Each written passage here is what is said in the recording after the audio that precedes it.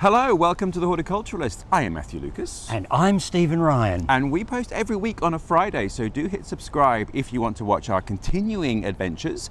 And we post a short every Monday of Stephen answering your 60-second question. I do my best. So put them in the comments below if you have one. And any plants that we mention in this video, we will put in the copy below. Stephen, where are we today? These hallowed halls. We are in fact at Melbourne University, one of the world's leading tertiary institutes. Which neither of us went to. Which neither of us went to. But nonetheless, we've been allowed to come along and do some filming. And today we're going to look at some of the plants and combinations of plants that I've seen as we've walked around the university that have sort of caught my attention for one reason or another. Interesting combinations, plants I've never seen before. Yes, put Mr. Ryan on the spot. Yeah, exactly. So that's what we're going to do today, is have a look at some of those really interesting plants and plant combinations. And if you are in Melbourne, then the gardens, the university grounds are open to the public. And if you're visiting Melbourne, do come and have a look. There are some amazing things here, which we have seen, which without further ado, Stephen, we should go and have a look at. What a good idea. Off we go. Yes, let's go. Wowza, look at this. Now, if I were Adam, this is the very fig leaf I would want to use. So that will cover all your sins. Yeah, exactly. This is Ficus dammaropsis, which is the largest leafed of all of the true figs. And it comes from the mountains of New Guinea, and it is a truly impressive plant. And surprisingly growing well here in less than tropical Melbourne. And there's a big example in the Melbourne Botanic Gardens as well, which looks equally as healthy. Yeah, and this one's producing fruit, so there's these enormous big figgy fruits on it there, and it is a remarkable plant. But what caught my attention, Matthew, wasn't so much that they've got Ficus dammaropsis growing in the garden here, but in fact what it's growing near, which I find truly remarkable, and probably you could only get away with in a climate basically like that of Melbourne. Because behind the ficus is a European beech, so Fagus sylvatica. And behind the European beech is a Japanese woodland shrub called Dioscorea acerifolius, which I always say to people needs a mountain climate to grow in, like Mount Macedon or the Dandenongs, which are our higher peaks here around the Melbourne area. And yet there is a really nice Dioscorea acerifolius growing behind a New Guinean fig. So I find that truly remarkable. So here we are in botanic paradise. Exactly. With your fig leaf. With my giant fig leaf, which I think is truly remarkable. No sins will be committed. No, or exposed, in fact. There we go. Let's see what else is amazing in this garden. Let's go. Stephen, you can spot this at 50 paces. You certainly can. This is probably one of the best specimens in flower I've seen in a long time of the Illawarra flame tree, Brachychiton acerifolium. Acerifolium, by the way, means that it has leaves shaped like that of an acer, hence maple. So there you go. Which it does. I mean, they're big, but yeah, they are big. And it is a fabulous tree that comes from northern New South Wales up into Queensland, and one of those select Australian trees that drops all of its foliage on the parts of the tree that are going to flower. The parts of the tree? So yeah, you can have spot balding. Yeah, spot balding, yes. You can have a tree that will drop its leaves on half of the tree where it's going to flower, and the other half of the tree that isn't going to flower will stay green. So there you go. How odd. I mean, I guess that is just not that you need to highlight the flowers, because they would stand out to pollinators enough, but there you go. Yes, Curious habit. It's obviously what it does. And I noted under this amazing Illawarra flame tree that there's a whole array of what we would call the tropical or Virginia rhododendrons growing. Yeah. Which to my untrained eye looks like, I mean, it's midsummer, not particularly sunny today. This is a bit of a sun trap though.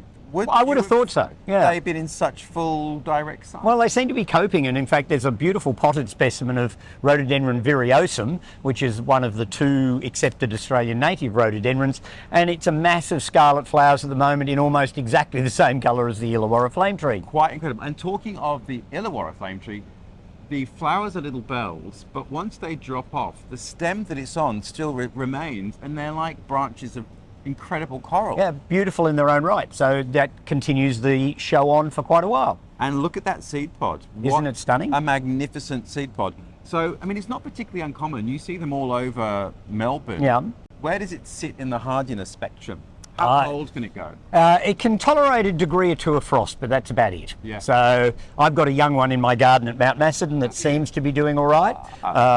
although I have to say 3 damp seasons haven't helped it particularly because it needs some summer heat. But yeah, just a degree or 2 of frost. There you go. Well, I wonder what else we're going to find in Melbourne University Gardens to excite our interest, Stephen. Well, follow me, young man. I'll find you some other really interesting plants to look at. Let's go. All right, bye.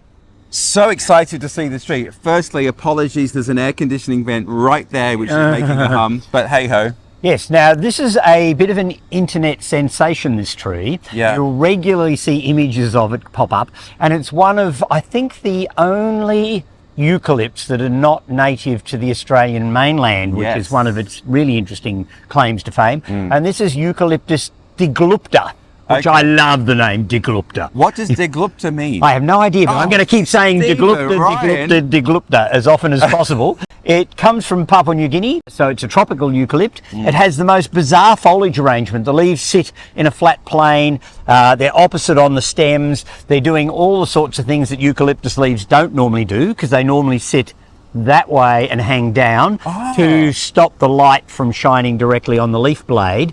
But coming from the tropics, it gets plenty of water, so it doesn't need to become water conservant, and so therefore it has different leaves. Oh it's my fantastic. God, that's amazing. Yeah, so this tree is probably being pushed to its limit growing in Melbourne. And in a previous video we were able to talk to the head gardener here, Virginia McNally, and she did point out that the browns parts is cold damage. Yeah, and the temperature here drops down to 3 or 4 degrees on the centigrade scale, which at is a minimum. About 40-45 degrees Fahrenheit, so close-ish to freezing. Yeah, and this tree is rocketing it away. Yeah. It's now actually starting to peel its bark, and of course that's the thing that you'll see on all the images on the internet. Because the common name is the rainbow gum, and people are selling seeds of it at ridiculous prices and making claims. Mine weren't ridiculously expensive, but I did germinate them, and I had 3 successful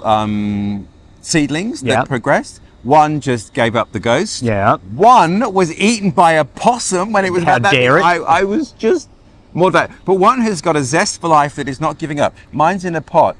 And obviously I'm only a few kilometres away from here, so climatically very similar, different to you. Yes, I could not grow this in our garden at Mount Macedon unless I built a huge conservatory over the top and of a it. huge one, because apparently Virginia was saying it gets to 60 metres. Yeah, so it can grow to a big tree, and I'm sure that if you Google it, images of the absolutely outrageous trunks of mature specimens will pop up all over the place. It's got to be one of the world's most psychedelic trunked trees there are. And honestly, you think that it's a Photoshop. It just doesn't look like it could be a real tree. Literally bright pink, bright yellow, bright blue, bright green. Unbelievable.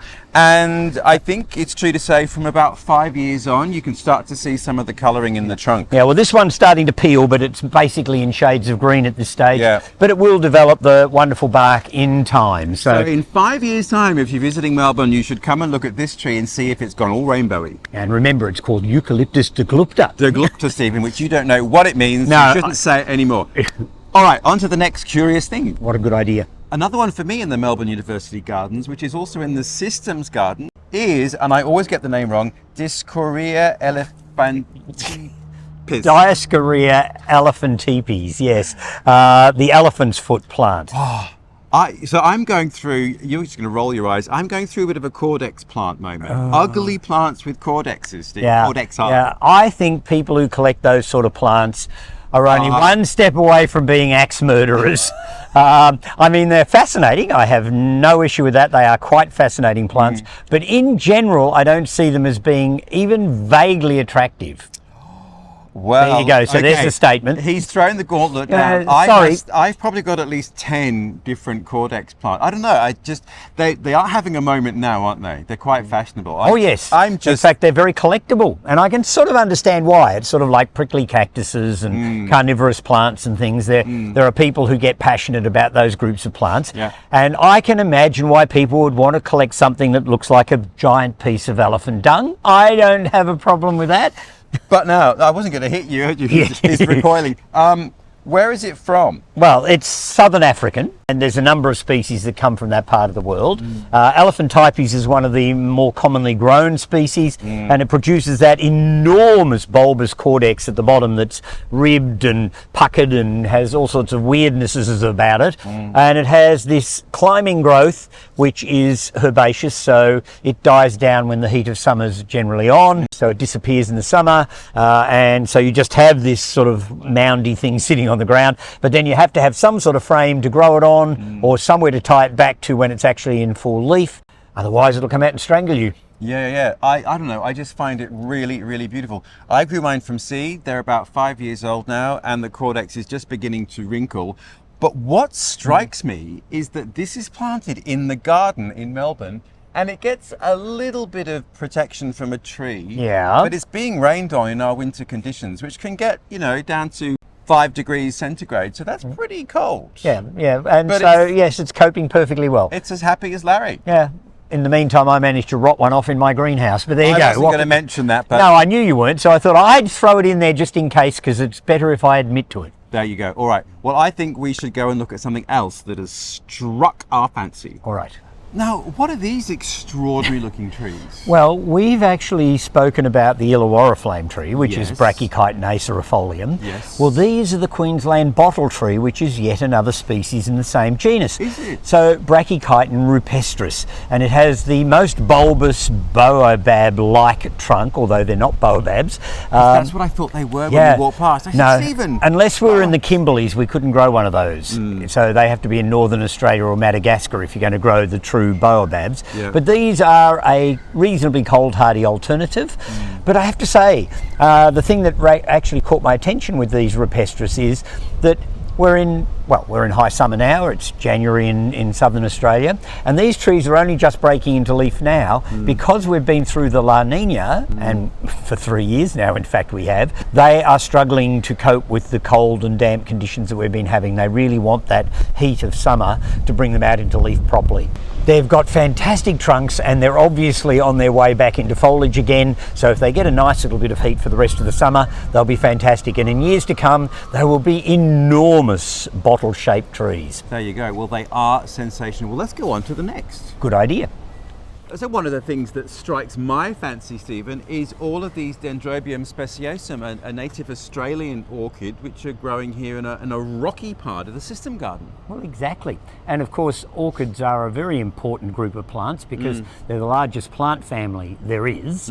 And there's species from every part of the world, basically. And of course, they're a very evolved and very interesting group of plants. So, yeah, so there would be lots of orchids here, and you're not trying to cross-pollinate your other YouTube channel, are you? I might have an orchid channel, which we'll link, because I also noticed there's, are they Blatillas. Blatillas, Yeah, which the are Chinese ground orchid. Chinese ground orchid Yep. growing next to an Australian Dendrobium. So interesting to see. The other thing too, just from an orchid point of view, is that these are in full sun and the leaves are very yellow and very burnt. And I think that's one of the things about growing orchids, is that when they're in the wild, they look terrible because the leaves are often burnt, they're shredded, they're eaten by insects.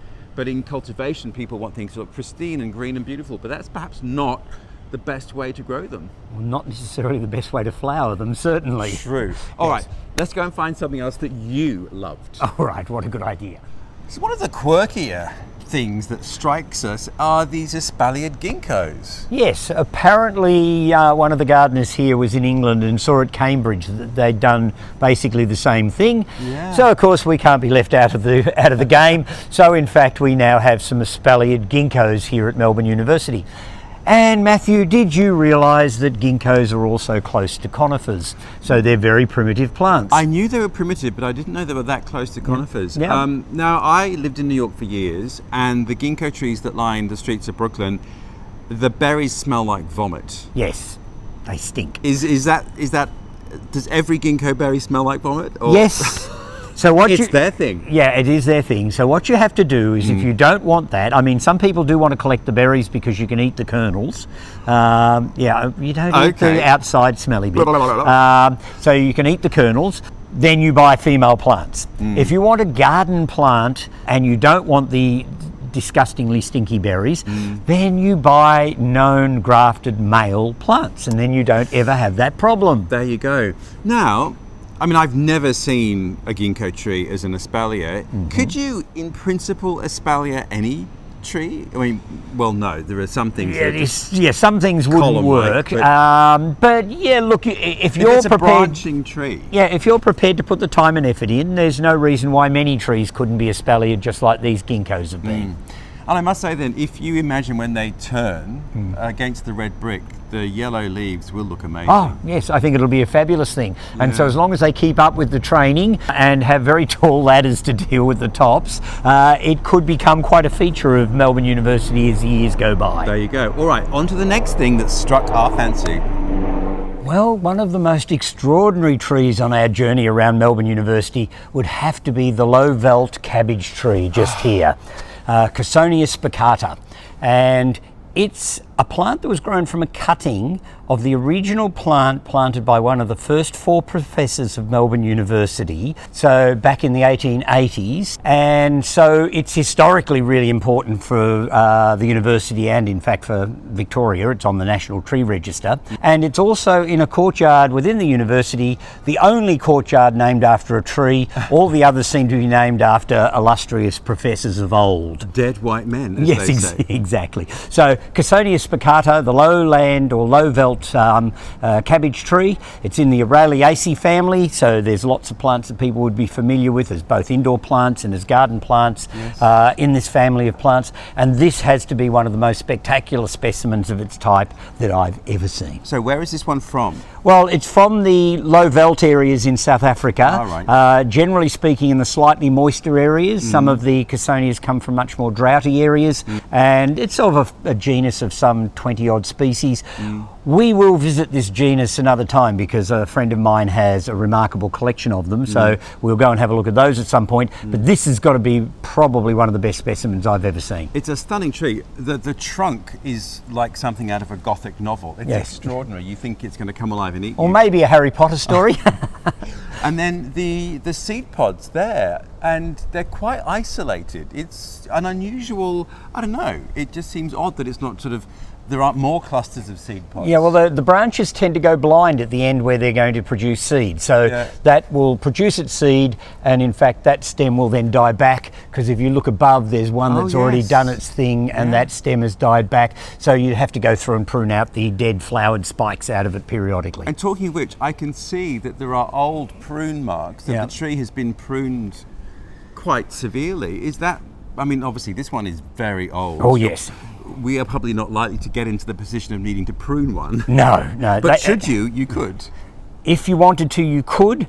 Personally, I'd remove the old flowered spikes, but other than that, unless there was need for some sort of corrective pruning, I'd let nature take its course, because I think it's a remarkable tree. And they do well in pots, don't they? I mean, I've got great one pot plants in a pot. I think I've got this one in a pot. Yeah, they do. They make great pot plants. They can be used as indoor plants, so in colder climates, there's no reason why you couldn't have a Cussonia in your conservatory or your sunroom or whatever.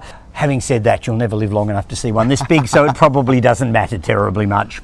And Stephen, what is our final cab off the rank? Well, this is known as the black bean tree, or Queensland chestnut, Moreton Bay chestnut I should say, Castanospermum australe. It's the only species in its genus. It's in the Fabaceae family, so the pea family.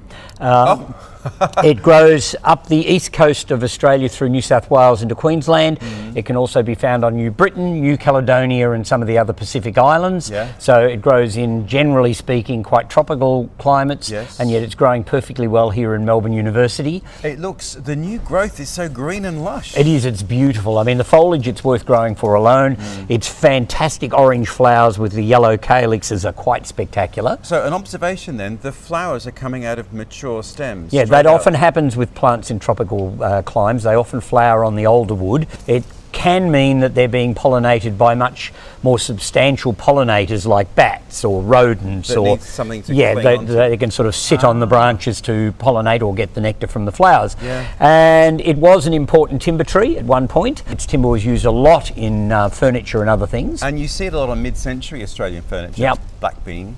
So it's a really, really beautiful tree, but like many of these trees that had useful timber, They got slightly overlogged, and so you're not likely to find fresh new timber of this tree around anywhere because there just isn't enough of it. Well, we can all actually go out and plant one. And again, it's quite south. It's in a non-tropical environment here in Melbourne in the university garden.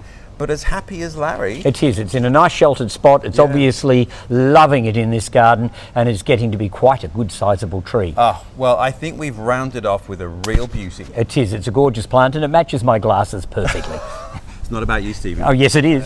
I love being exposed to plants I've never seen before, learning as I go along. I reckon I can keep learning until I get so old I can learn the same thing every day and it doesn't matter anymore. And you can't know everything, okay? Particularly, I mean, the botanic world is so massive and ever-changing. It's huge. Look, you can't be an expert. You could be an expert cabbage grower, an expert dahlia grower, or whatever, but you cannot be an expert horticulturalist. It's impossible. There you go. You heard it here first. A big thank you to Melbourne University, and a big thank you to the head gardener, Virginia McNally, who we have interviewed in a different video. And we are making a series of videos here in the grounds of Melbourne University. So do keep your eyes open because there's more to come. Oh yes, and there's probably a lot more we could do that we haven't yet done. Yes, so do hit subscribe if you want to watch our continuing adventures every Friday, and we look forward to seeing you next week. Yes, bye all.